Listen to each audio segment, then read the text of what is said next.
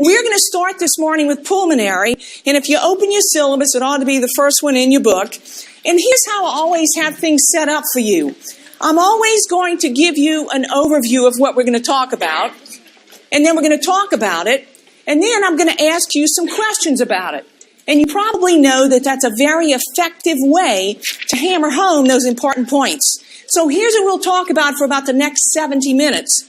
I need to make sure that you know all about coughs and why that's so darn important in the realm of pulmonary. It might be different than you're thinking. I need to make sure that you are well versed in bronchitis because we're in bronchitis season right now, and I think you'll see a question or two on the exam about it. I need to make sure that you know all about pneumonia. You should expect 3 or 4 questions on your exam about that. I need to make sure you know about asthma and COPD, 2 of the most common chronic diseases that we see in the realm of pulmonary. When I'm done, we'll answer some questions and then we're going to take a break. In fact, we'll always take a break between every session. So let's get going and let's start out with cough.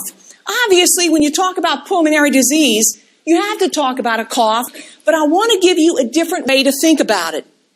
When a patient comes in to see you with a complaint of cough, the most important question you can ever ask is how long that cough has taken place. That's how you build your differential. So listen, when someone comes in with a cough and it's of less than 3 weeks duration, we typically call it an acute cough. And that's very important. Those are common etiologies and you'll see them right here. The other thing that you think about when a patient comes in with a cough that has lasted longer than 3 weeks, we think of a completely different differential. I'm no longer thinking about an acute upper respiratory infection. I'm no longer thinking about bronchitis. Anytime a cough lasts longer than 3 weeks, not only is your differential very different, but 2 things must be included. Because they're always number 1 and number 2 with differentials. Number 1 and 2, depending on who you read, are asthma and GERD. Those are the 2 things that you must think about when we talk about cough longer than 3 weeks. So do you see why that's so important? It is what helps you build your differential. So most important question to ask, why and how long has that patient had a cough? Everybody with me? Let's talk about acute bronchitis, and let me ask you a question. When a word ends in itis, what do you think of? Inflammation. That is exactly what you should think of. When we talk about acute bronchitis, we're talking about an inflammation of the respiratory tree. In fact, look at my slide. You see how red and angry those lungs are? That's to help remind you about inflammation that's always associated with acute bronchitis. The most important thing, or one of them, for you to take home about acute bronchitis is this term right here, self-limited. That's an important term. I have a question for you that I want you to take a look at. Here it is. What's the most common etiology of acute bronchitis? Well, you need to know it's obviously viral. In fact, statistically, 95 to 98% of people who have acute bronchitis have a viral infection. And so, when you look at the etiology, you look at these viral infections, and you got to be thinking about this. If you're going to take the exam, or you're taking the certification exam, I want to make certain that you answer every question on your exam based on either a national guideline, a standard of care, or some body of evidence-based practice, right? It's evidence-based practice. That's how you answer your questions, and to be honest with you, that is exactly how you practice. In your clinical practice, your interventions should be evidence-based. But back to the exam. That's how you answer every one of those questions. I always remind people and tell them, listen, whatever you do, when you are taking your exam, don't answer those questions based on necessarily on what you saw done in clinical practice, right? The last time you saw a patient with acute bronchitis in your clinic, what did every single one of them leave with? An antibiotic. Don't you dare do that on the exam, all right? So 95 to 98% of the time it's viral. Please don't give an antibiotic. And you know what? That's good advice for you in a clinic as well. And so that's one of your take-home points. Let's look at another multiple choice question because I've got to get you ready to take and be successful on this exam. Look at this question. A 50-year-old female presents with acute bronchitis. So they are telling you what this patient's got. What symptom or symptoms is she most likely to have on day 7? You know what I'm asking you to tell me? I'm asking you to tell me about the progression of acute bronchitis. What happens on day 7? Is she well? What is she? The most common symptom, and it is the lingering symptom that we see with acute bronchitis, is number 4. It is a productive cough. So here's how things go with acute bronchitis. Here's your patient. You've diagnosed a 37-year-old non-smoker, otherwise healthy, with acute bronchitis. She requests a cough suppressant, and she asks you, "Hey, Amelie, how long will my cough last?" What does Amelie, the new NP, say? Excuse me, I'll be right back. Because I'm thinking, I have no idea how long it's going to last. So I guess I tell you that. Let me give you the answer, and I'm going to tell you a little secret story, all right? Listen, how long does a cough last? It lasts less than 3 weeks, but sometimes it lasts right up to 3 weeks. So what's your best answer? I'm thinking about number 3, 10 to 20 days, a week and a half to 3 weeks. So here's a little secret I have to tell you. Patients all ask the same questions. They all ask the same questions. The first time they ask you a question, they might stump you, and that's okay. Look at them and say, "I'll be right back."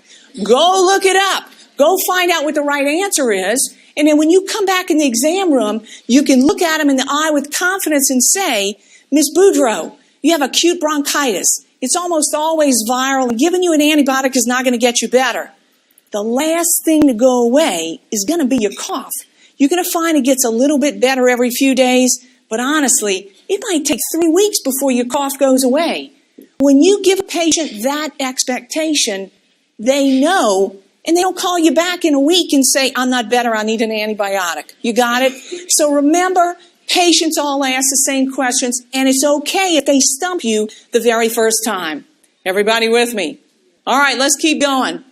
So how does it go with acute bronchitis? Well, I'll tell you, and you probably know because you probably have had it. The first 1, 2, or 3 days of acute bronchitis are absolutely indistinguishable from an upper respiratory infection. You know why? Because when you have acute bronchitis, it starts in the upper airways and then it progresses to the lower airways, so that by up to day maybe 21, you will still have a patient who's got a productive cough as the primary reason they come in to see you. That's what brings them in. It is not the upper respiratory infection symptoms. Everybody got it? You with me? All right, well, let's keep on going. When a patient comes in with a cough, you got to build your differential. And I keep telling you that because the difference between a good NP and somebody who passes the exam, the difference is who has a good differential. That's what will make you a savvy NP. So that's why I'm all about having you begin to learn how important it is to build your differential. So what about the differential with acute bronchitis? To be honest with you, pneumonia better be in there. You can't miss a pneumonia. And sometimes these people come in and they look alike. Your job as an NP in a clinic and your job as an NP who's going to take and be successful on this exam is this. You must be a good collector of clues. You got to pick up clues. You pick up clues in the exam room. You pick up clues in the stem of the question. What clues do you need to pick up to let you know that this patient who has this cough has acute bronchitis and not pneumonia? Look at your big clues. And number 1 is cough. Both of these patients are going to cough. Look at a big clue. If you have acute bronchitis, you should not be running fever. Oh yeah, you might have a 99-degree temp, but if you've got pneumonia, you've got fever in almost all instances. You know what the other big clue is? People with acute bronchitis rarely have systemic symptoms like what? Malaise, fatigue, body aches, shortness of breath. You never have that with acute bronchitis, but with pneumonia, that's common. So look for the clues, and then there's one more I need to tune you into, and here it is. I need to make sure that you realize that usually we never get a chest x-ray in a patient with acute bronchitis, especially when it looks like this is what they've got. However, when you get a chest x-ray in a patient with pneumonia, Your expectation is a finding of infiltrates in one lobe or both or wherever the pneumonia is. So, people always ask me, Ollie, on the exam, do I need to be able to look at a chest x-ray and make a diagnosis? No. What you need to be able to do is find those words like infiltrates that let you know this patient's got pneumonia. Everybody with me? It's the same as getting an x-ray report back. All right. Well, let's keep going. So when you think about pneumonia, the standard of care in the United States is always to get a chest x-ray. You have to do that. And certainly this is what ought to prompt you to get a chest x-ray. One of the first things we look at, regardless of the age of your patient, is a change in the patient's vital signs. That ought to make you think pneumonia. When you do your exam of the patient, you might find dullness to percussion. That ought to make you think pneumonia. There's a website that I would invite you to go to. It's really good. It's got some nice little sound clips, and it's free. And it doesn't get better than that, right? Look at the site. It's called easyauscultation.com. It not only has breath sounds, it's got heart sounds as well, and I think you'll find it helpful. So consider that as you learn more and more about pneumonia. But listen, what about an older patient with pneumonia? What about it? Do they present the way a young or middle adult will? I'll tell you right now, no, they don't. They don't always run fever. So what other clue do you use to figure out this elderly patient has pneumonia? One of the most sensitive signs of pneumonia in an older patient are these two. Either tachypnea, meaning an increase in respiratory rate, or an increase in heart rate. So those two signs, tachypnea and tachycardia, are way more sensitive to indicate pneumonia in an older patient than in someone who is a young or middle adult. Everybody with me? Let's finish up acute bronchitis and then we'll launch into pneumonia. Here we go. When a patient's got acute bronchitis, you heard me say earlier that it almost always is viral. We do not give antibiotics. What will you do? Let me tell you one of my goals for you. Before you leave me, I have got to make sure that you are thinking like a businesswoman or a businessman. I have to.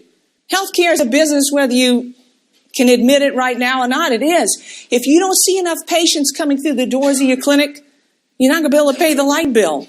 You're going to be on a corner with a tin cup. So you have to begin to think like a businesswoman or a businessman. Let me ask you this. If somebody comes in to see you with acute bronchitis and they tell you they're coughing up this yellow mucus and they tell you they really don't feel good and they hadn't stopped coughing until last week and they want an antibiotic and you know they don't need one, how are you going to handle that? This is what research shows works. Let me tell you. Patient comes in. Ms. Boudreau, you have acute bronchitis. It's almost always viral. I don't think giving you an antibiotic will get you better faster. But I am going to give you a prescription for an antibiotic that I want you to fill if you get worse in the next 72 hours. The next 3 days, you get worse, I want you to fill it. And call my office and let me know you filled it. You know what research shows happens to that prescription? It never gets filled. You know what you've done? You've cut down on inappropriate antibiotic use, but you know what else you've done? You've made a happy customer because somebody just shelled out $60 to see you. That's a lot of money. They expect something for that money they just gave you. So what I'm telling you is, I got to get you to think like a businesswoman or a businessman, and that may help you with these patients for whom antibiotics are not recommended. Neither are beta agonists, in other words, bronchodilators. None of these really help. You know what gets a patient with acute bronchitis well? What is it? Time. Time is what gets them better. All right. Let's change gears. Let's talk about pneumonia. And I threw out a term to you before that you certainly know, and that term is infiltrates. And anytime you see infiltrates, you have to be thinking about a patient who's got pneumonia. The big deal about pneumonia is that it's associated with high rates of not only morbidity, but mortality, especially in our older adults. So I need to make sure you're zoomed in on this diagnosis. And here's a patient for you to take care of. Here's your first one. A 70-year-old smoker has suspected pneumonia and a chest x-ray is indicated because it is a standard of care in the United States. The question is, what is the best choice for this ambulatory patient? I want to know what you're going to order. Well, I know that you're going to need a PA and a lateral chest x-ray, right? That's exactly what you're going to order. And the reason you're going to do that is because this patient is ambulatory. If they weren't ambulatory, we may consider something like an oblique. But again, in an ambulatory patient, we get a PA and a lateral, all right? So number 3 is your best answer. Well, let me get you thinking about this. Suppose we had an exam table in the front of the room.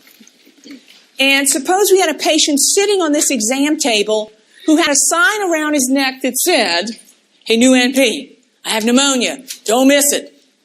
If this patient sitting on the exam table had pneumonia, what would they look like? Well, I am pretty sure you'll tell me, Amelie, if this patient has pneumonia, they're going to look sick. And you're right, because when you have pneumonia, you have an infection in a major organ in the body. When you have an infection in a major organ in the body, whether it's a kidney or a lung or any other place, you're going to be sick. And that's how these patients typically present. But look at what else. They cough up this nasty looking stuff. So let me tell you another quick little story. I precept students every semester. When I get a student who comes in, I always introduce them to everybody in the clinic. I show them around the clinic. And then I tell them this. Listen, there's a rule in here you can never break. And so they look at me with big eyes like, what is that? I always tell them, listen, don't ever open a Tupperware dish or a butter dish that a patient brings in this clinic. And the reason I never want them to do that is because when people cough up this impressive looking stuff, they want you to be impressed too. So they collect it. So don't open those butter dishes. They will come into your clinic, but don't do that, all right? And sometimes what's in there is alive, and it crawls, and you don't want to open those either, all right? So purulent sputum is usually what they tell you they're coughing up. I believe you. I don't need to see it, all right? So they usually have that. You don't have to ask if they're coughing because you hear it in the clinic. You see a change in vital signs. You know what? This is a patient who's got pneumonia, and you shouldn't be thinking anything else.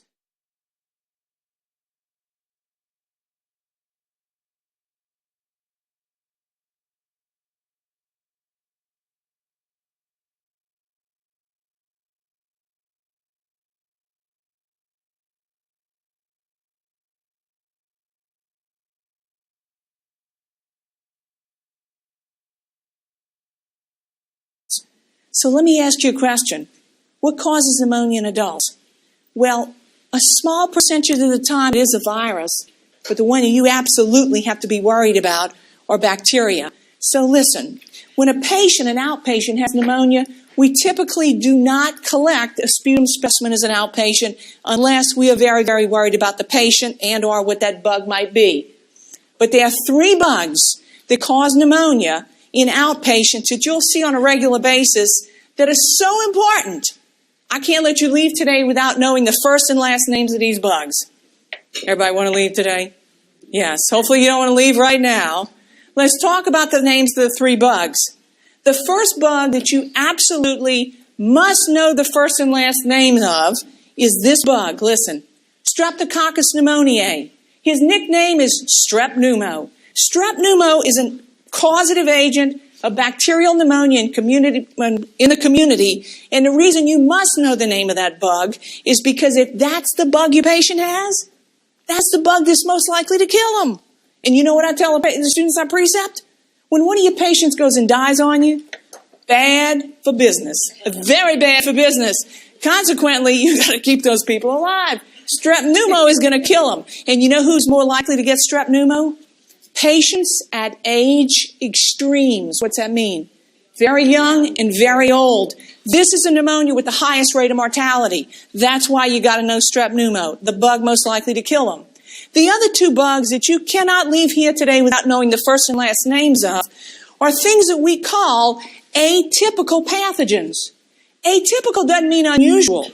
The most common causes of community-acquired pneumonia are the atypical pathogens. Look at the names of those 2 bugs. Mycoplasma pneumoniae. What's another name for Mycoplasma pneumoniae? What do we call it?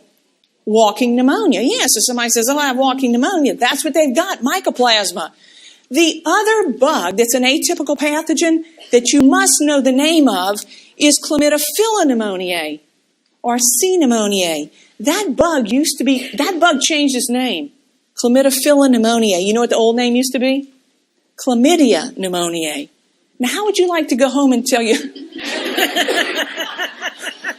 Yeah, like, I wouldn't want to do that, right? So now it's chlamydophila. And so if you go home and you say, oh, I have chlamydophila pneumoniae, it doesn't sound quite as bad as when you went home and said you had chlamydia. So those are the three bugs. Listen to them again. Strep pneumo, why do you need to know that bug? Bug most likely to kill them. The other two bugs you must know are the bugs that the patient is most likely to have: atypical pathogens, mycoplasma, and chlamydophila pneumoniae. Everybody got them. You got them? Can everybody leave today? Yes? All right, very good. Let's keep on going. How do we get these people better? Well, we've got evidence-based guidelines that tell us how to manage pneumonia in patients who are outpatients. So look at the date of the guidelines. It says 2007. And you might be looking at that saying, Amelie, man, those guidelines are 7 or 8 years old. I don't want to be using that. Well, let me tell you this. Every year, these two learned authorities, the American Thoracic Society and the Infectious Disease Society of America, review their guidelines to see how they did with killing these bugs. And every year since 2007, when these guidelines have been reviewed, every year these two organizations say, our guidelines are still good. So I want you to feel confident in using these guidelines because they are heavily evidence-based and they are reviewed regularly for efficacy. All right, so these are the guidelines that you use. And here's what they are in a nutshell. If a patient comes in to see you and they have pneumonia, and they've been otherwise healthy, they haven't had an antibiotic in the last 90 days, the guidelines say, we know what bug they have and we know what you should give them. If they've been otherwise healthy, no antibiotics in the last 90 days, the bug they are most likely infected with is one of these atypical pathogens. And if you want to kill an atypical pathogen, there are two antibiotic classes that'll do it. One are the macrolides, like azithromycin or clarithromycin. But if you don't want to give that one or you can't give that one, the other class of antibiotics that will kill atypical pathogens is doxycycline. So give one of them. Easy, easy, that's what you do. Now, suppose you tell me, Amelie, my patient has pneumonia, but they're not otherwise healthy. I mean, they're on 12 different meds. They have 16 different diseases. That's who I take care of. What about those people? If that's your patient, and that's a patient that has pneumonia, I'll tell you right now, they don't have an atypical pathogen. The bug they have is strep pneumo. And in fact, it's not just any old strep pneumo. The one they've got is called DRSP. What does that mean? Drug-resistant strep pneumo. You know what that means for you as a prescriber? You need to put on your thinking cap because a macrolide or doxy is not going to get this patient well. The guidelines tell us that when you suspect DRSP, you've got to go straight to a respiratory quinolone. And there are only 3 of them in the United States. So let's talk about drugs for a second. You know, whether you take care or whether you teach NPs or PAs or new docs or new dentists or veterinarians, there is one common source of trouble that all of us had when we started. It is those darn drugs. One of my goals for you before you leave me is to make darn sure that you are up to snuff on your pharmacology. What does up to snuff mean? It means you know enough to pass your exam, and it means you know enough not to kill anybody in your first year. Good goal? Very good goal. All right, good. So how am I going to do that? Listen, this is what you need to do. The easiest way to learn your drugs might not be how you did it. The easiest way to learn your drugs is to make a suffix list. And I don't care if you've been in practice for 25 years, once you know a drug's suffix, you will know every drug on the market and every brand new one that comes to market. So listen, the first suffix I would put on my list, and a lot of people use the inside cover of their syllabus to make their list of drug suffixes. The first one I would put would be fluoxetine, because when I would see fluoxetine, I would know right away, this has got to be a quinolone. In fact, the next fluoxetine that comes out, if we get another one, is going to be called, our next respiratory quinolone is going to be something fluoxetine. So these drugs have to adhere to a certain naming nomenclature. So that's what we mean by quinolones. What the heck do we mean by respiratory quinolone?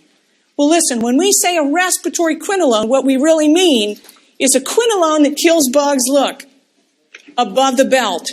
Above the belt means it's a respiratory quinolone. We only have 3 of them in the United States. Look at their names. We have gemifloxacin. Levofloxacin is the one that you probably are most familiar with. And then we have moxifloxacin. Do you notice which common floxacin is not up here? What is it? Ciprofloxacin. Cipro is not a respiratory quinolone. Cipro kills bugs below the belt. You got it? So that's why the guidelines don't include Cipro as a respiratory quinolone. Well, suppose this happens. Suppose you can't give a quinolone. Or your patient's allergic to quinolones. Or they can't afford a quinolone. The guidelines say, don't worry, we got a plan B for you. And here's plan B for management of pneumonia. If you can't give a respiratory quinolone when you suspect DRSP, you must give 2 antibiotics. And the 2 you must give is either a beta-lactam plus a macrolide or doxy, which means 2 antibiotics at the same time. How well are those 2 antibiotics tolerated? Not well at all. It's hard sometimes to tolerate 1 antibiotic. So 2 of them at the same time are usually not tolerated very well. But let me go back to what you give. I said you give a beta-lactam. Amelie, what's a beta-lactam again? What's a beta-lactam? It's an antibiotic with the beta-lactam ring. That didn't help. What's a beta-lactam? It means any penicillin or any cephalosporin, because every penicillin has a beta-lactam ring. Every cephalosporin has a beta-lactam ring. So you got to give one of those plus a second antibiotic. And that's what you do if you can't give a respiratory quinolone. Everybody with me? All right. Are you getting the idea that respiratory is a tough section? It is. It's got a load of drugs in it, and we hadn't hit half of them yet. So hang with me. Quick summary for you. How do you manage a patient with pneumonia? Otherwise healthy, no antibiotics in the last 90 days. What do we give? A macrolide or a doxycycline. If you suspect DRSP, what's your go-to drug class? A respiratory quinolone, and there's 3 of them, all right? If you can't give a respiratory quinolone, you look at your patient and say, excuse me, I'll be right back. And go see what plan B is, all right? Plan B, 2 drugs. Is everybody with me? You got the drugs you need to give. You will need those on your exam, and I assure you, you need them in your clinical practice. Quiz for you. Here's a quiz. What do these drugs all have in common? Well, if you look at the first bullet, you'll say, Amelie, they're all antibiotics, okay? The second bullet, what do they all have in common? They change your mood. Third bullet, what do they all have in common? They open up airways. The next one opens up upper airways, and cocaine is in the mix too. Like, what do all these drugs have in common? All of these drugs prolong QT intervals. And when a patient's got more than one of these drugs on board at the same time, the effect is additive. So take a look or consider this. QT interval prolongation, your QT interval, you got it, increases your risk of VTAC. And not just any old kind of VTAC. It's polymorphic VTAC. So you must be very, very cognizant, especially in your oldest, sickest patients for whom you put on a quinolone who are on one of these other drugs that also prolongs QT interval. So here's what happens sometimes. Your patient is on a number of these medications at the same time. They just got diagnosed with pneumonia. You put them on a respiratory quinolone. Poor old sick grandma wakes up dead the next morning. And you know what we say? Poor old sick grandma, she was so sick. Well, you know what? Poor old grandma probably had QT interval prolongation and wound up in VTAC. So I'm just telling you that the sickest people are the ones we give respiratory quinolones to. Those are also the people who are probably at highest risk for ventricular arrhythmia once you start mixing all these drugs together. So give them what they need, but just be cognizant of that. Everybody with me?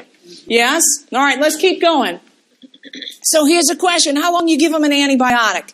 Have you noticed that when you open a drug program or a drug book, it never tells you how many days to give an antibiotic, unless the antibiotic is in a pack. Have you noticed that? It never says anything like augmentin 10 days or how many other days. How do you know how many days to give an antibiotic? Well, here's a good rule of thumb. A good rule of thumb is that you always give an antibiotic for 3 more days after the patient is clinically stable. You always give an antibiotic 3 more days after the patient is clinically stable. And one example might be someone who's got cellulitis in the lower leg. 3 more days after, when the area is no longer red and it's no longer tender to touch. What about somebody who's got a bad sinusitis? 3 more days after what's coming out is no longer green and fluorescent. It's coming out as clear. 3 more days. In the case of pneumonia, it turns out to be about 5 to 10 days, because here's how pneumonia goes. Typically, fever, if you've got them on the right antibiotic, fever usually resolves by about day 3, or it is substantially decreased. It may take, though, up to 2 weeks for the patient to tell you, man, I finally feel better. That pneumonia really kicked me. I'm telling you, I hadn't been that sick in a long time. All right? So that's how the course of pneumonia goes. But to be honest with you, if you've got them on the right antibiotic, 48 to 72 hours later, you should see a noticeable improvement in their condition. Everybody got it? Is that a yes? Everybody got it? All right, good. Let's keep on going. What about a chest x-ray? I know you got one to make you diagnosis of pneumonia, but do you need to get another one? The guidelines say, listen, when people get chest x-rays, they get a lot of radiation. We don't like to irradiate people for obvious reasons. If they're responding as you would expect them to, we don't necessarily need to get a follow-up chest x-ray. However, you ought to consider getting one in patients who have these situations. You see it? And I want you to look at something about the time frame of when we get a follow-up chest x-ray, if you're going to get one, because it isn't a typo. The guidelines say if you're going to get a follow-up chest x-ray, the best time to get it is 7 to 12 weeks after they've been treated. Emily, you got to be kidding. That seems like a long time. I think I'm going to get one faster than that or sooner than that. Let me tell you why the guidelines say, wait, be patient. Because when a patient has pneumonia, after they have cleared and the pneumonia has resolved, the lung tissue that was originally infected is still swollen and edematous. And if you were looking for something in there, like maybe a tumor, when the tissue is edematous, you're not going to be able to see it if you get a chest x-ray in 2 weeks or 4 weeks. Consequently, the guidelines say, be patient. If you suspect that something is going on with this patient that produced this pneumonia, get a follow-up chest x-ray. 7 to 12 weeks has been determined to be the ideal time for follow-up. You got it? So that isn't a typo. That's exactly what we do. All right, well, I know a little bit about you already. And I know that you're exactly like I am. I know that you have something, I don't know the name of it, I don't know when you got it, but I know you've got it. It's that little thing in your gut that lets you know when you look at a patient, I don't like the way he looks. What do you mean you don't like the way he looks? As far as Stephanie looks like, I don't like the way he looks. You have that. You have that little thing in your gut. When you look at a patient with pneumonia and you think, I don't like the way this patient looks, you're going to need to get them admitted. Well, you can't call up an insurance company and say, oh, I want to admit Mr. Thibodeau. Why you want to admit Mr. Thibodeau? Girl, he looks bad. Well, you can't say that. How are you going to get him admitted? Well, the pneumonia guidelines give you clear criteria for hospital admission. And listen to how you remember it. It is by this acronym, CURB 65. If a patient's got pneumonia and they become confused, you cannot send that patient home. They need to be admitted. Look at the R of CURB 65, a respiratory rate of 30. Come on, they're huffing and puffing. You can't send that patient home. They need to be admitted. What are you thinking of with the B of CURB 65? A blood pressure that's less than 90 systolically. What are you thinking of? You're thinking of sepsis, right? You can't send that patient home. And then finally, the mnemonic reminds you about how important it is to always consider the age of your patient. Because kind of we think about 65 years of age, we kind of start using that E word. What's the E word? Elderly. So CURB 65, one or more of these ought to make you think, I need to find a way to get this patient admitted. Everybody with me? All right. It is far easier to prevent than to treat pneumonia. Does anybody disagree? Oh no, it's far easier to prevent it. You need to know, especially in the realm of adult immunizations, which I think you'll see at least 2 questions on the exam about. In the realm of adult immunizations, you need to know about the pneumococcal vaccine. The one that you have given since 1997 has been the PPSV23. It protects you from 23 different strains of pneumonia, strep pneumo. Wonderful. But we have a new one. We have a new one that has now become the standard of care for any adult 65 years of age and older. If you just are lucky enough to get to be 65, we're going to give you another one. The new one is called PCV13, and it's not necessarily a new immunization, although it's far newer than the PPSV23. When you give your older adults the PCV13, what you do is protect them from 13 additional strains of strep pneumo. So you got them protected from 23 plus 13, what is that? 36 different strains of strep pneumo. The bug most likely to do what? Kill them, exactly. So we want to get our sickest and highest risk patients also immunized, not just with PPSV23, but PCV13, all right? So it's a new standard of care. This new recommendation came out for all adults 65 and older starting in September of 2014, so not that long ago. It is too new to be on your exam. Generally, material on your exam has been out for about a year or a year and a half, but to be honest with you, in your clinical practice, you can't practice a year or a year and a half behind. So you need to know about the new immunization, although I don't think you're going to see a question about it on the exam. All right? But think prevention when you think about pneumonia. Whew. That's a lot of information, huh?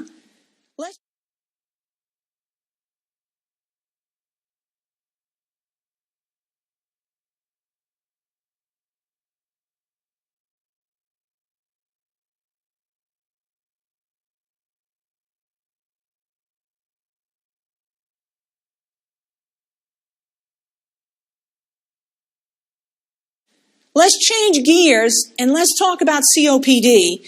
And man, is COPD common. When you look at the numbers, when you look at epidemiology, it looks like about 10% of the population has it. In this room, I would think that we're less than that, but to be honest with you, it's very, very common.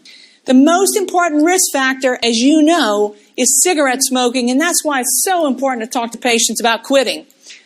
What is this? What is COPD? What is it? Well, it's a disease of the lower airways, right? It sure is. But here are the key words for you. It's characterized by, look, airflow limitation. That's what you should think about with COPD. You know why I hate COPD? Look at this word. The word is progressive. That means it gets worse over time always. And then finally, there's another key term that you should think about when you think about what COPD is, and the term is inflammatory response. It's an inflammation as well in the lungs. So all of this is going on at the same time. But your thought, and the reason it is never too late to quit smoking, is because COPD is driven by cumulative damage. So the more you smoke, the more damage occurs over time. Consequently, it is never too late to quit. So there's something you need to be able to calculate on this exam. It is not a drug dosage. Are you happy? Yes, Amelie. Always worry about getting a question on the exam about calculating how much amoxicillin a 42-pounder needs. You don't need to be able to do that on the exam. But you might be asked to calculate a pack year history. And just as a quick reminder, this is how you do it.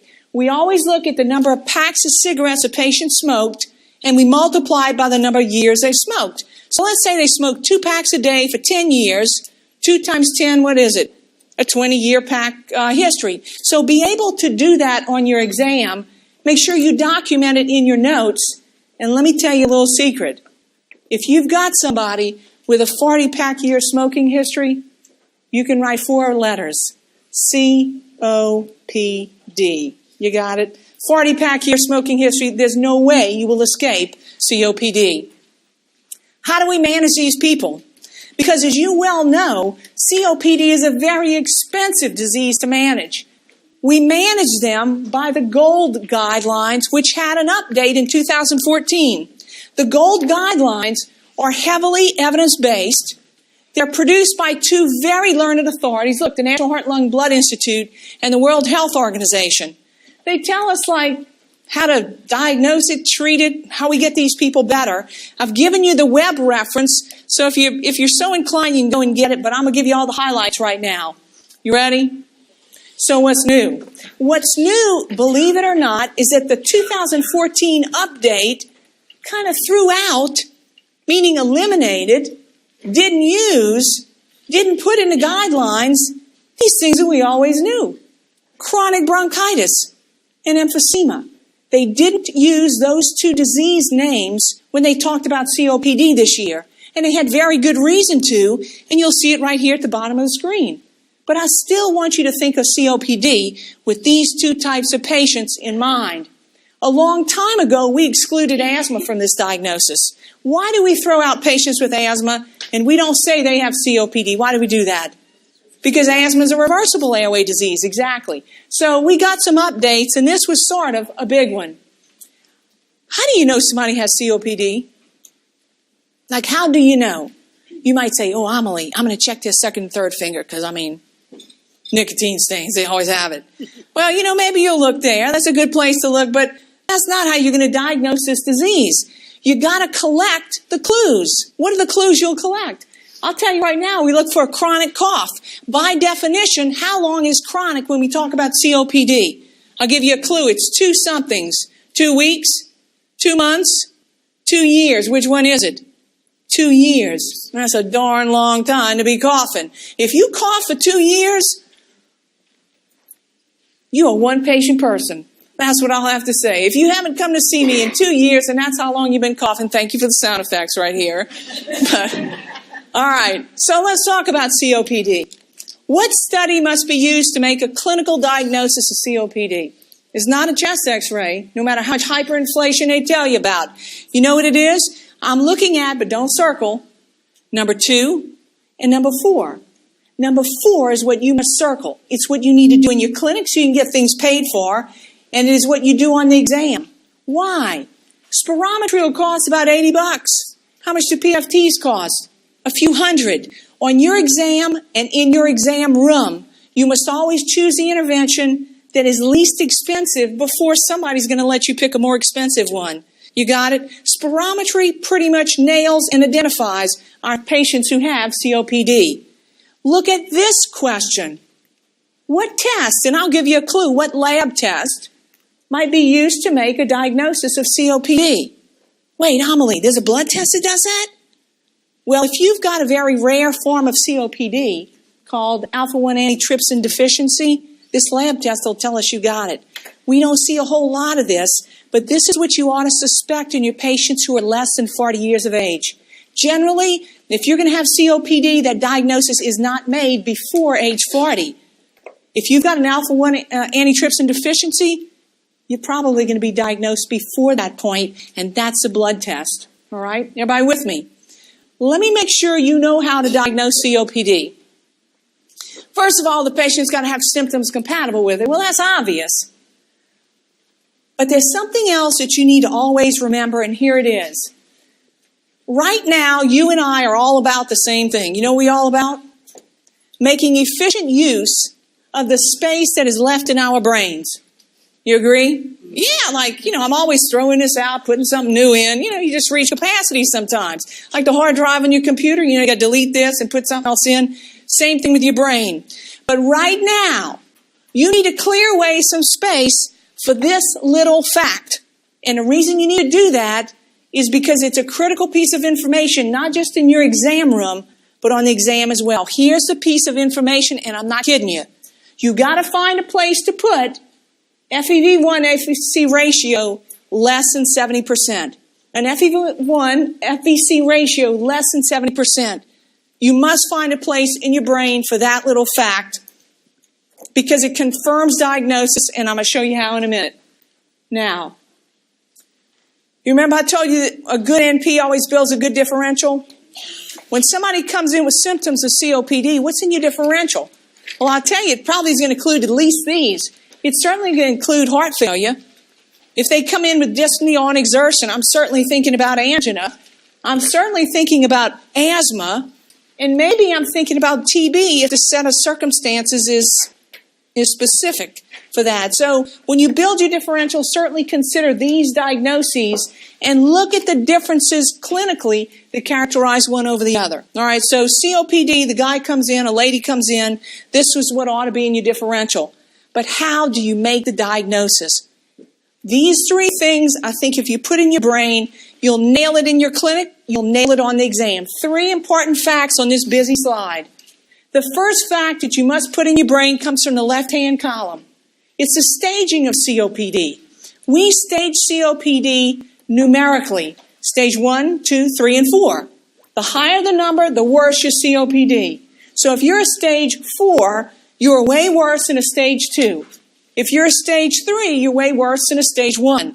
So the first take-home point on this slide is we stage COPD numerically. The higher the number, the worse you are. Everybody got it? Easy, easy. The second take-home point that you must put in your brain about COPD diagnosis comes from the middle column. Look at the middle column. I want you to look and see, no matter how mild or severe your COPD is, what characteristic is always present? It's an FEV1 FEC ratio less than 70%. That clinically defines COPD. If you don't have that, something else is making you short of breath. It's not COPD, it's something else. Go bark up a different tree. It's not COPD. You with me?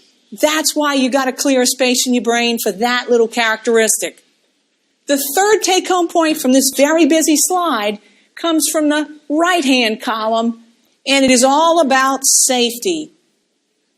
No matter how good or bad your COPD is, you cannot let that patient leave your office without a prescription for a short-acting bronchodilator. Like what?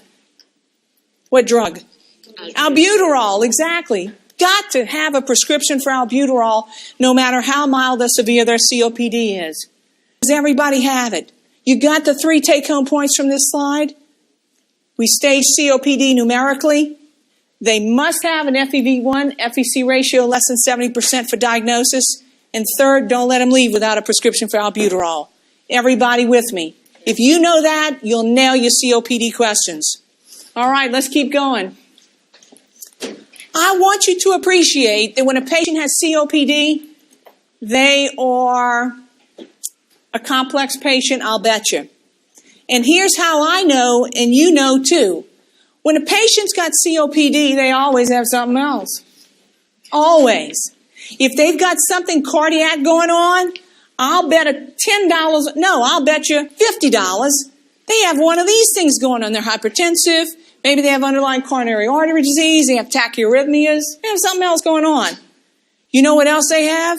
If they're on steroids for their COPD, especially if they have those bursts or they're on a daily inhaled steroid, their bones are going to take a hit. They're going to be osteopenic or osteoporotic. That's a whole other area that you got to focus on. If you can't breathe every day, it doesn't make you feel very good about yourself. I am pretty sure that these patients are going to have depression, and you know what else happens when you can't breathe?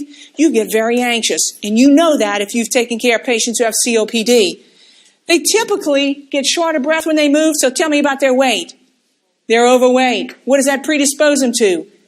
Blood sugar issues. You're going to have that going on.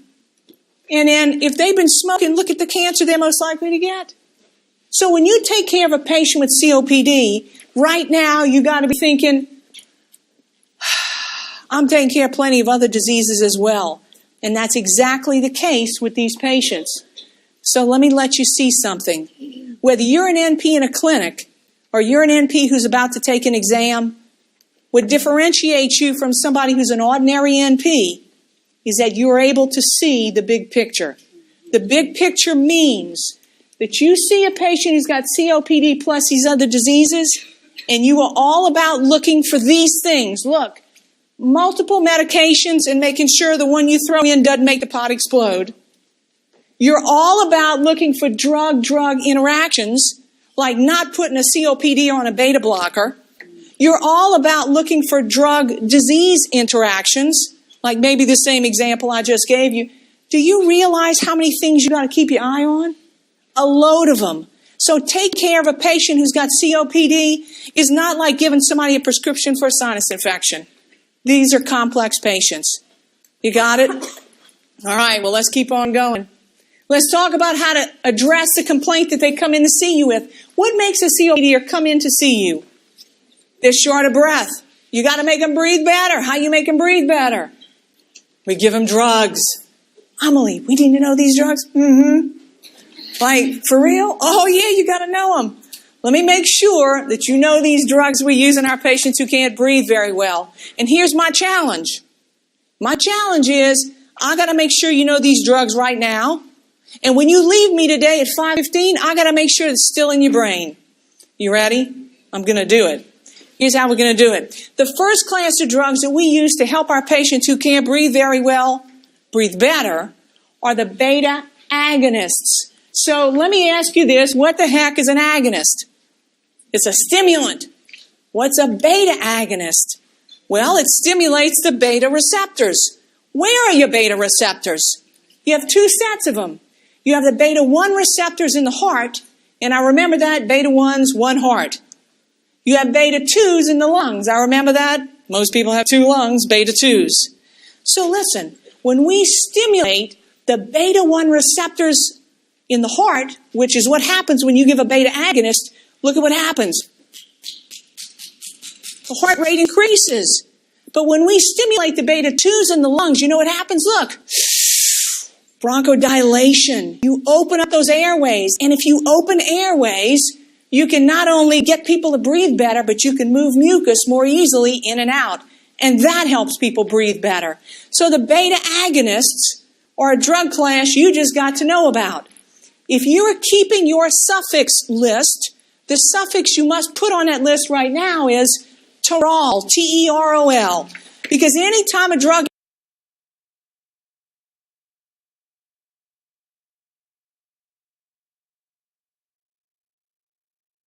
ends in terol, you can put $10 on the table. No, make it $100. You can make $100 bet that that drug is going to be a beta agonist, and you'll win every time. So listen, the beta agonists are divided into 2 different groups. We have the short-acting ones that only work for about 4 hours, but the reason they're so good is because they get to work right away. Like in less than 2 minutes, if you use a SABA, a short-acting beta agonist, you'll begin to get bronchodilation right away. What's our most classic example of a SABA? What is it? Albuterol, exactly. In fact, we have another word that we use for albuterol. We call it a rescue medication because if you can't breathe right now and you use albuterol, it will come to your rescue. And so that brings me to this point. I am convinced that if you watch television commercials, you'll get 14 or 15 questions right on this exam. So as part of your study plan now, you got to work in about an hour of TV a night and make darn sure you watch the commercials. So listen, I'm thinking of 3 commercials that are on TV right now. No, Amelie, we don't watch TV. We've been in a cave for 2 years. All right, so listen, you got to start watching TV. There are 3 commercials on TV right now that say we are not a rescue medication. What are those 3 drugs? Advair is one of them. Advair says, oh, we're a wonderful drug. Take us twice a day and never miss a dose. But if you can't breathe right now, you better have something else in your pocket because it's not us. What's the other drug that's very much like Advair? It says the same thing. We're not a rescue medication. It's the old guy who's taking his grandson to the baseball game. You know that guy? The old guy? He gets out of his pickup truck and he can't breathe. And you know if you can't breathe, there's no way you can walk across a giant parking lot into a stadium, up steps. Symbicort, right? Symbicort says, look, we're a great drug. Take us twice a day. Never miss a dose. But if you can't breathe right now, you better have another plan. And the third drug on TV, and if you noticed, it just changed. The third drug that says we are not a rescue medication is Spiriva. Right? Spiriva says, oh, we're a wonderful drug once a day. They don't tell you how much it costs. Once a day, it'll help you breathe if you have COPD, right? That's what they always advertise. So anyway, those all say we are not rescue medications because they take 10 minutes at least to begin to kick in, all right? Whereas albuterol, less than 2 minutes, boom, it's already beginning to cause bronchodilation. So albuterol is our example of a SABA, a short-acting beta agonist, but we have some LABAs, long-acting beta agonists. They take a while to kick in, 10 to 20 minutes, but their big advantage is that they work for up to 12 hours. These drugs end in terol also. Their examples are things like salmeterol and formoterol, all right? So we use these drugs. They work for a long time, but the downside of them is that they're not rescue meds. And these are the drugs that are in Symbicort and Advair, all right? So everybody with me?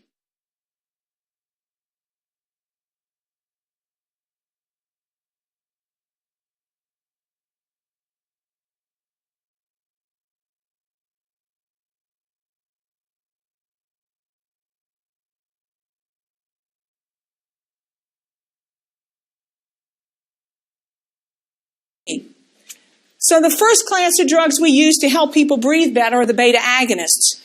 The second class of drugs that we use are the inhaled anticholinergics. Now look, these drugs do not really produce bronchodilation. The inhaled anticholinergics prevent bronchoconstriction. That's how they work. They prevent bronchoconstriction. All of these drugs for your suffix list end in tropium, and that's exactly what Spiriva is. It's tiotropium. It's an example of an inhaled anticholinergic. And the thing that you should always remember about the inhaled anticholinergics is that they are loaded with side effects. What kind of side effects, Amelie? Well, here are the side effects. And I looked at these things one day and I said, there's no way I can remember all this. And this might help you. I wrote something for you called An Ode to an Anticholinergic Med. Oh, this drug, it makes me pink. Sometimes I can't think or even blink. I can't see. I can't pee. I can't spit. I can't have a bowel movement. These help you remember the side effects of the anticholinergic meds. Okay, what are we talking about with it makes me pink? What symptom? Flushing, right? Flushing. The anticholinergics do that. Sometimes I can't think. What does that talk about? Cognitive changes that we sometimes see in our older adults. I can't even blink. That's just staring straight ahead because cognitively you've been impaired. Look at the next one. It says I can't see. You know what that's about? That's a big one. The anticholinergics increase intraocular pressure. So if you have what disease, you better not be on this. What disease? Glaucoma, exactly. I can't pee. They cause urinary retention. Who wouldn't you want to give this drug to? A little old man with BPH, right? Absolutely not. Look at the third one. I can't spit. What's that about? Dry mouth, right? Anticholinergics produce dry mouth. And the last one, I can't have a bowel movement.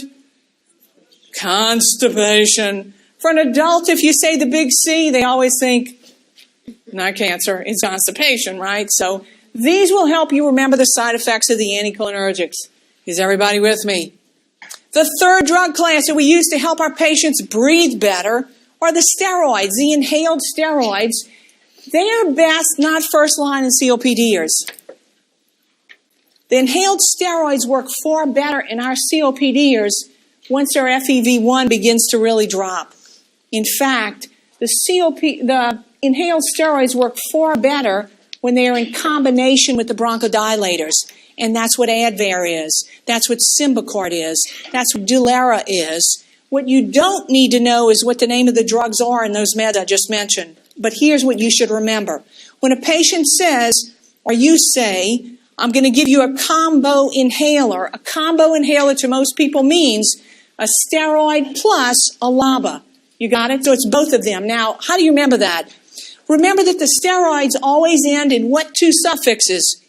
One, like prednisone, dexamethasone, methylprednisolone. When it ends in one, you better be thinking of steroid. The other suffix that ought to make you think maybe a steroid is when the drug ends in "ide," like budesonide and ciclesonide. Those are two of our newest inhaled steroids. But again, combination steroid with a LABA is generally used later on in our COPD patients. So listen, you see this canister up here? You see it? If you have a patient who's got a disease that is dependent on using a drug that comes out of canister, you have a patient who's got an expensive disease. And that is exactly what COPD is, and that's exactly what asthma is. Those are two very expensive diseases. So is everybody with me? How are you going to know what drug to give a patient who's got COPD? Well, here's a good prescribing strategy for you. Generally, first line, when they come in and they're not very symptomatic, we give them one of those SABAs, PRN. If that doesn't help, very often we'll move to an anticholinergic, PRN. Or maybe you'll give the anticholinergic first. There's a lot of data that says COPDers do better with an anticholinergic first line. It strictly depends on your patient. We give those PRN, and then as their COPD worsens, then we begin to give long-acting anticholinergics or long-acting beta agonists. All right, we can give those without a steroid for a COPDer. Always make sure they've got access to a rescue med. Once this is not holding them, they're taking it twice a day. Amelie, I'm still short of breath. I'm using my inhaler 4 and 5 times a day, rescue inhaler. You got to change plans. You got to add another drug. That's when we usually pull out our steroid and a LABA, and you can see how expensive this is getting to be. And we hadn't even talked about oxygen at end stage, all right, so we're near the end. So anyway, very, very expensive disease to have. There's a term you need to be familiar with, and it is this one. It is exacerbations. The GOLD guidelines describe this as an acute event. It's not something they have all the time. It's an acute event, and it's characterized by a worsening of their usual daily symptoms. That's what an exacerbation is. And so listen, how are you going to manage that? The most common exacerbation is secondary to what? Infection, right? They're infected. That's why they have an exacerbation, which might mean you get a CBC, maybe you'll get a culture, but it depends on what the underlying etiology is as to which of the interventions you'll do to help with their exacerbation. Often it is an antibiotic because 80% of the time, the reason for an exacerbation in a COPDer is because they're infected. And so, with regard to health promotion in COPD, it's never too late to quit smoking, as you heard me say earlier. Ask at every visit, and when they say yes, they smoke, you're supposed to ask, have you thought about quitting, and get some interventions going? All right, you'll hear me say this at least 5 more times before you leave me. Exercise is the fountain of youth. Exercise is the fountain of youth. So listen, I'm going to give you a pass. Because you probably haven't been exercising for the last 2 years because you've been working hard in your cave. But when you come out of the cave, meaning you've passed your certification exam, you got to start exercising, even if it's 10 minutes a day. Everybody profits from exercise except somebody with unstable angina. Let's fix them up before we get them exercising, all right? So anyway, your COPDers need to move. They need a pneumococcal vaccine. They need a flu shot every year. And exercise will keep them out of the hospital. All right? Asthma. And then we're going to wrap this up. What about asthma? I got great news for you. Here it is. You learned all the drugs already. All right? You already learned them when we talked about COPD. But look at why asthma got kicked out of the COPD umbrella. It's a reversible airway obstruction. When you think about asthma, you must think about a patient who has an inflammatory disease. That's what asthma is. It's inflammation in the lungs, which is a huge clue about how we treat it. How do we treat it? How do we treat asthma? With a steroid, right? We use steroids every day. So let's take a look at this question, because sometimes you get a question on the exam about some physical finding or an assessment. Take a look. When does wheezing usually occur in patients who have asthma? Does it occur during inspiration? It occurs during expiration. When? Beginning, middle, or end expiration? End expiration most commonly, and the word up here is usually. So what about during expiration? Number 3, specifically end expiration. So let me tell you something. I used to work in a pediatric asthma clinic. And what I know about asthma is this. It is a tough diagnosis to make. You know why? Because everybody with asthma doesn't wheeze, and everybody who wheezes doesn't have asthma. Consequently, before you tag somebody with an expensive chronic diagnosis like asthma, you better make sure you picked up the clues. These are the clues to pick up before you make that diagnosis of asthma. First of all, you got to get a good history, and we always look for the famous, triad. You remember the triad? Look, wheezing, cough, chest tightness, or shortness of breath. You got to have one or more of those. Family history will certainly help you because there is a very strong familial component when we talk about asthma. One of my best clues, this is the clue. If I could only have one clue to help me make the diagnosis, this is my clue. A predictable pattern of respiratory symptoms, meaning wheezing, cough, chest tightness, predictable. You know when it's predictable? Every time they have a viral upper respiratory infection. Every time they go to their neighbor's house who has a cat or a dog. Every time they run outside in cold weather or they exercise in cold weather. A predictable pattern of symptoms has got to make you think about a patient who's got asthma. So what are we looking for? Variable airflow limitation with that FEV1 FEC ratio again, and certainly coupled by those symptoms. So which in your differential? Savvy NPs, which in your differential with a patient who's got asthma? Well, certainly COPD ought to be in there. What about GERD? What about any of these certainly could be in your differential? And just as we said with the COPDer, being a complex patient and how many things you got to keep your eyes on, same is true of an asthma patient. Because people who have asthma don't typically just have asthma. They have rhinitis or rhinosinusitis. They have some of those atopic illnesses like eczema. If they're on steroids, think about their bones. You with me? They often have GERD. When you get short of breath when you move, people don't move. It means they typically gain weight. And there are loads of issues that go along with people who have asthma. So you got to watch and manage all of these diseases. So how do we help these people breathe better? Well, we have guidelines. They're evidence-based. They were updated a little bit in 2014. And here's a website, but I'm going to give you the highlights. It's a global initiative for asthma. And here's your dilemma. In walks a patient. You've diagnosed him with asthma. How do you know which one of those canisters to give him? I don't know, Amelie. Like the Advair guy was just here, so I'm going to give him that one. Well, you can't do that. How are you going to do it?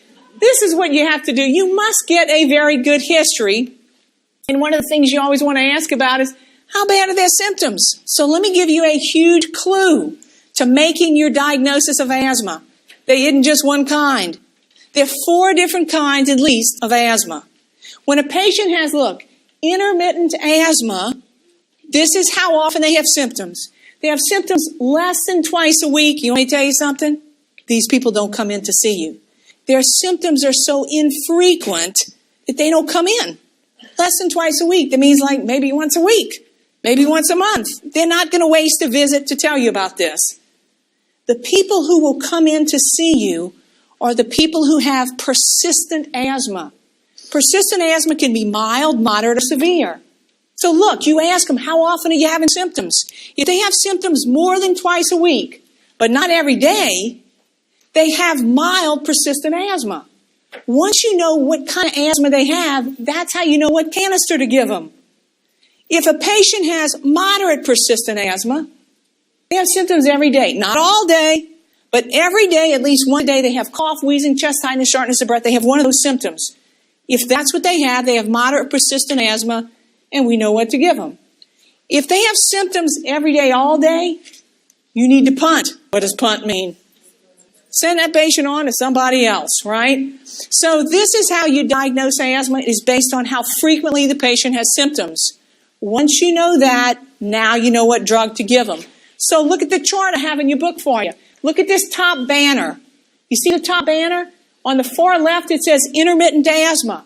I want you to go down and look at what we give them. A SABA PRN, a short-acting beta agonist. Which one is that?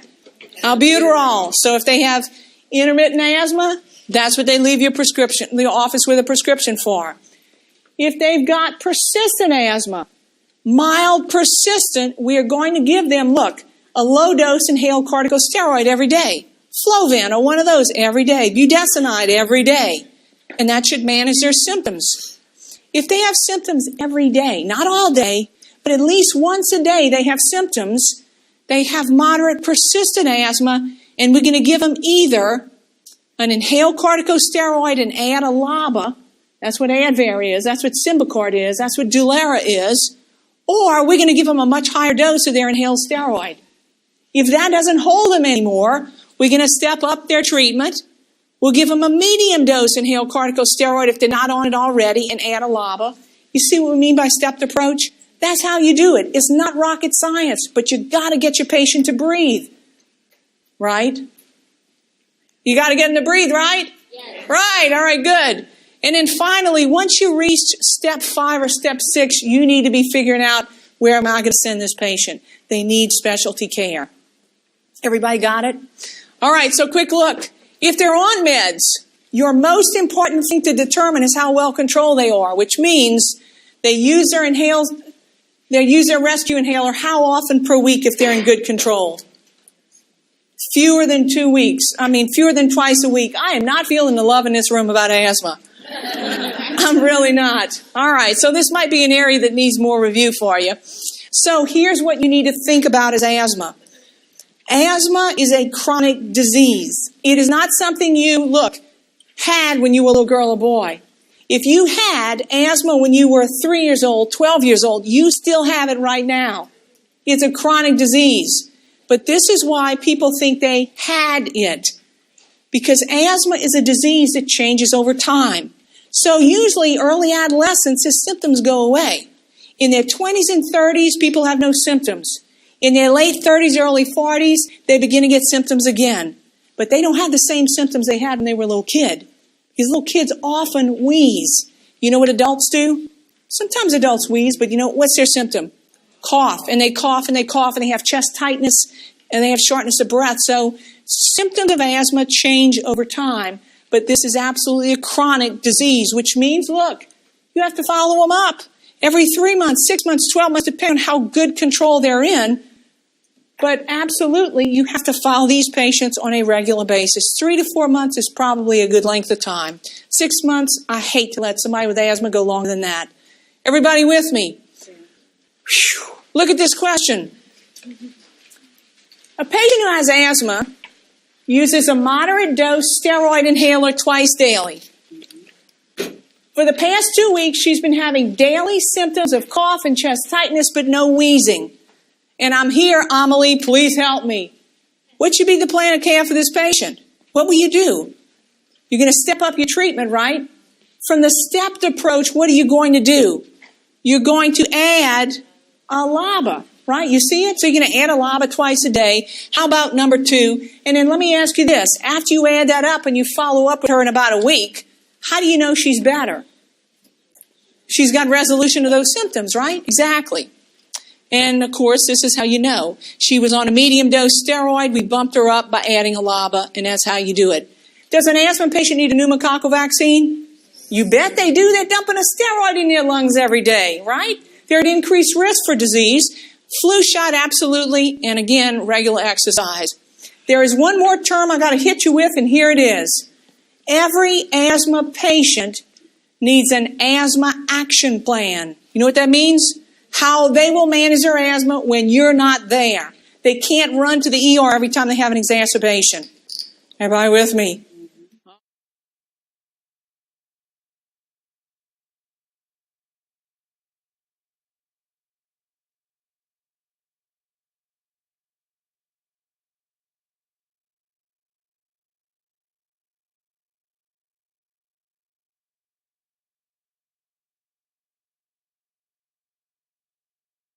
All right, take a big, deep breath. Let's see where you are. Now listen, if you miss every one of these questions, don't panic. You might, but don't. It simply means, you found an area that needs more review. All right, so let's see where you are. Here's your first patient. A 60-year-old smoker presents with unilateral wheezing. He states that he feels short of breath. What's a likely cause of his shortness of breath? Well, you remember I told you got to be a good collector of clues? There's a clue that I just saw that I don't like. He's got unilateral wheezing. Well, unless he only has one lung, I am very concerned about this man. Anytime in the stem of a question or in an exam room, someone presents with a unilateral finding, you must think about a unilateral disease. Most people have two lungs, which rolls out number 1, number 2, and number 3. Tumors don't usually grow bilaterally. They can, but it is far more common for them to grow in one lung before they grow in the other. I'm thinking, and I'm all over number 4 tumor. Everybody got it? All right, let's keep going. I got a little quiz here for you, and what I want you to do on your paper or in your book is to put a check, depending on which one of these it is. So take a look. I want to know, is it asthma or COPD? Consider steroid first treatment. Asthma, put the check in the asthma box. Look at the second one. Anticholinergics are not usually helpful. Not usually helpful. Asthma, we didn't talk about anticholinergics when we talked about asthma. So the anticholinergics used in our COPD is put a check under asthma. The disease is progressive. COPD, put a check in the COPD box. A LABA, a long-acting beta agonist, is safe by itself, is the only drug they get. COPD, hey, what would happen if you gave an asthma patient only a LABA without a steroid on board? Let me give you a clue. It's bad for business.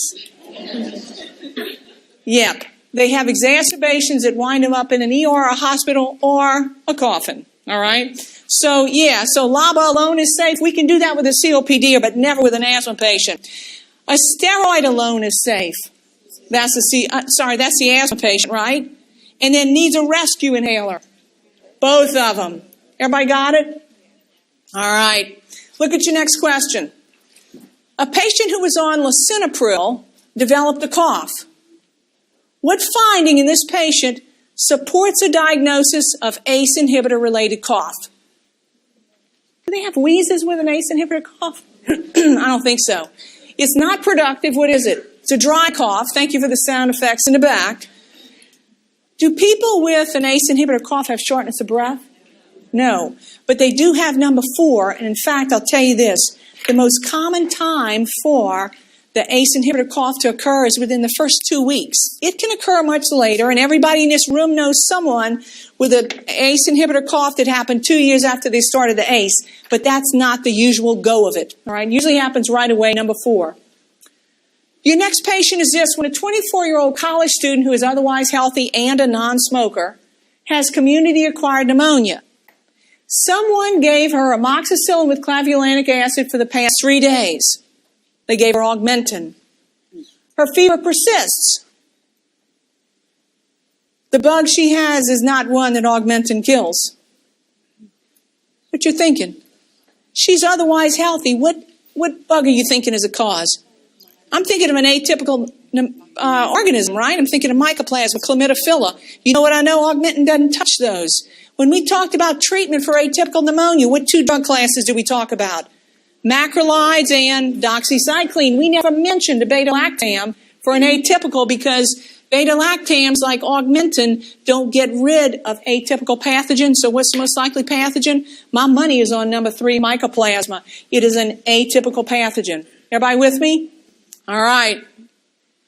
What inhaled medication combo creates the greatest risk of sudden death in an asthma patient?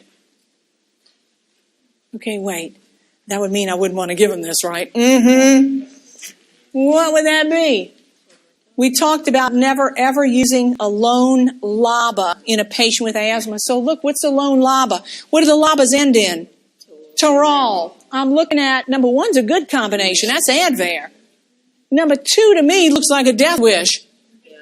Right? It's a LABA and a rescue medication. If that's what you give a patient with asthma, you can expect a call that you don't want to get. Circle number 2. All right. Number 3 is good. It's a salmeterol and a steroid. And number 4 is just a steroid. Number 4 is good.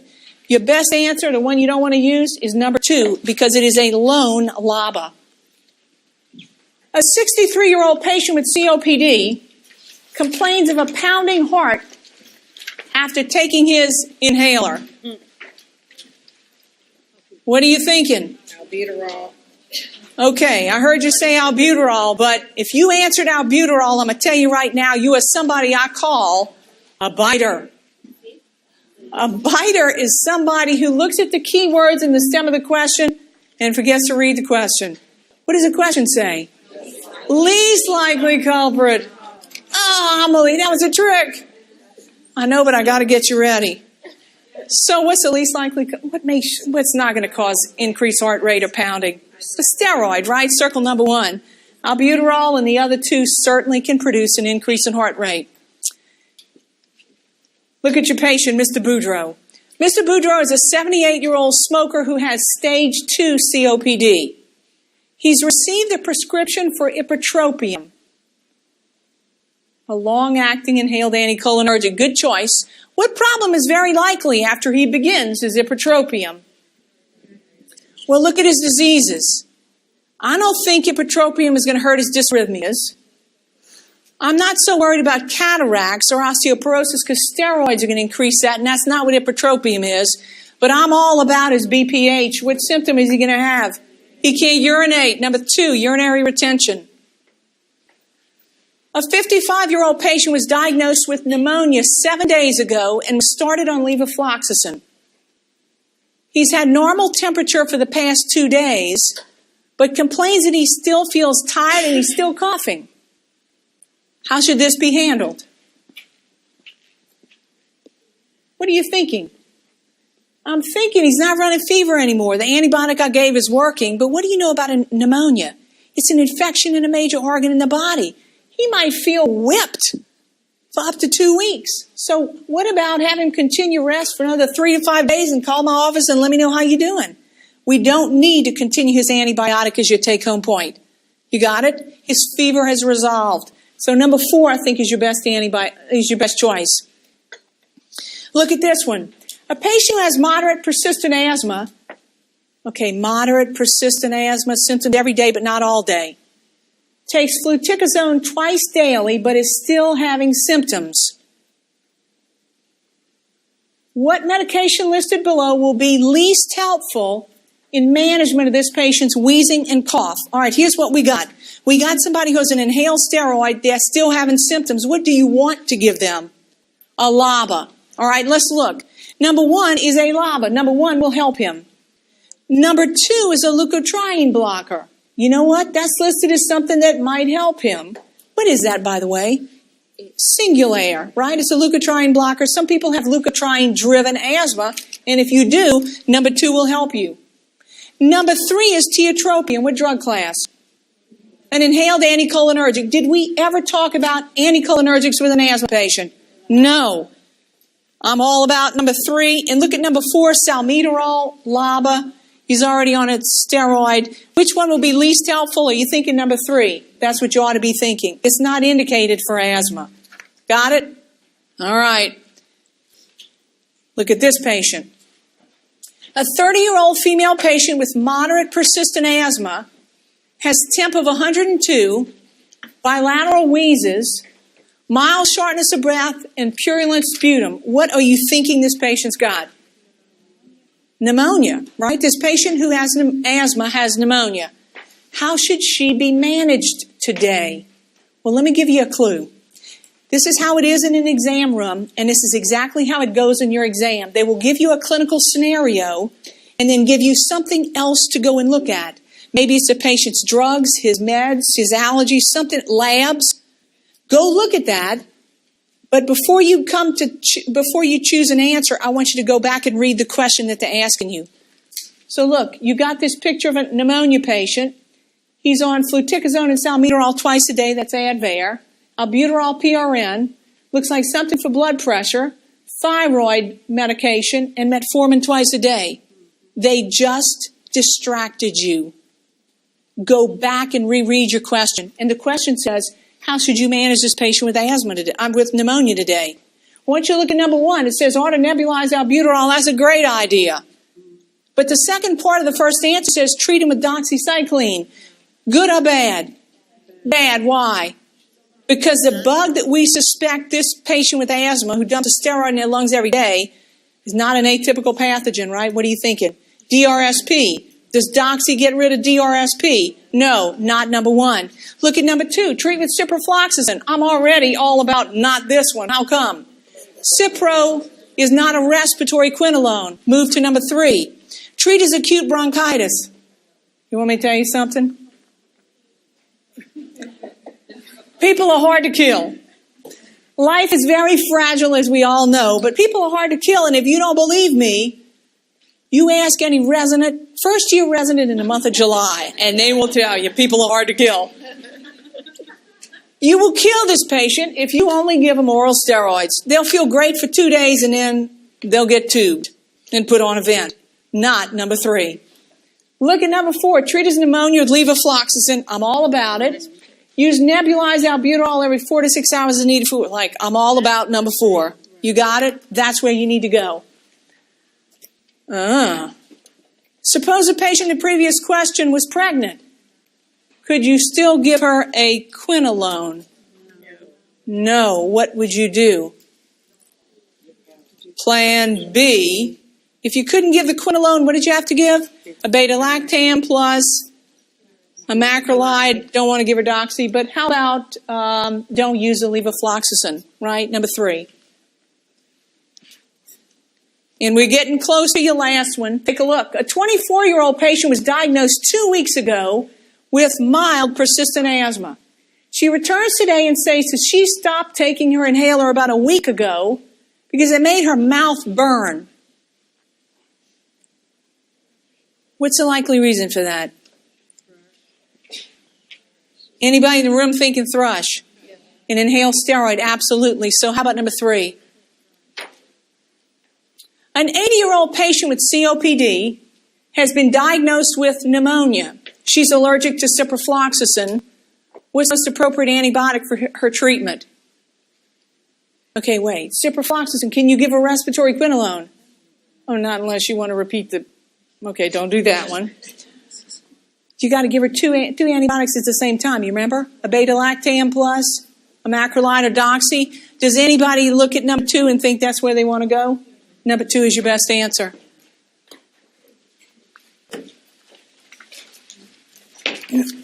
Here's your last one. Osteoporosis is a possible side effect of inhaled steroids? Absolutely. What other side effects may be seen with chronic steroid use? In fact, this is something that you must put in your plan of care for this patient. What is it? They need an annual eye exam for cataracts. Exactly. So circle number one.